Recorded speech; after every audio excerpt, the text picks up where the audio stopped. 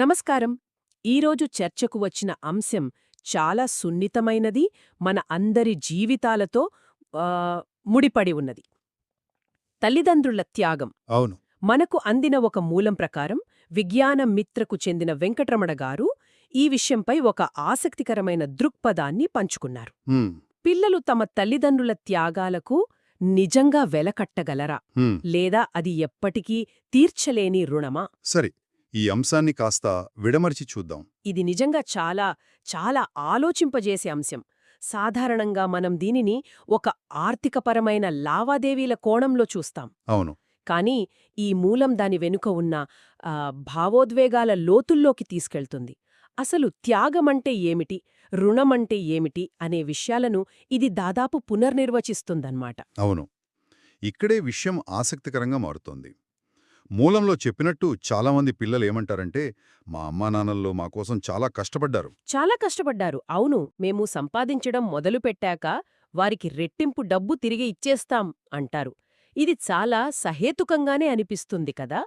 పైకి చూస్తే అలాగే అనిపిస్తుంది, కాని ఇక్కడే ఆశ్చర్యపరిచే విషయముంది. ఆ మూలం ప్రకారం ఇది అసాధ్యం.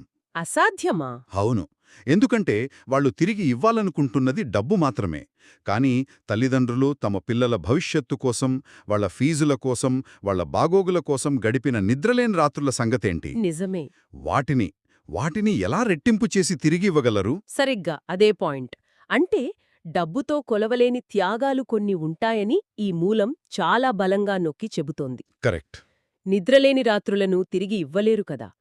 కాబట్టి తల్లిదండ్రులది ఎప్పుడూ త్యాగమే, పిల్లలు ఎల్లప్పుడూ రుణపడి ఉంటారు అనే వాదనను ముందుకు తెచ్చారు. దీన్ని మనం ఒక పెద్ద చిత్రంతో ముడిపెడితే, ఇది తల్లిదండ్రులు పిల్లల సంబంధాన్ని ఒక ఆర్థిక ఒప్పందంలా కాకుండా ఒక భావోద్వేగ బంధంగా చూపిస్తోంది.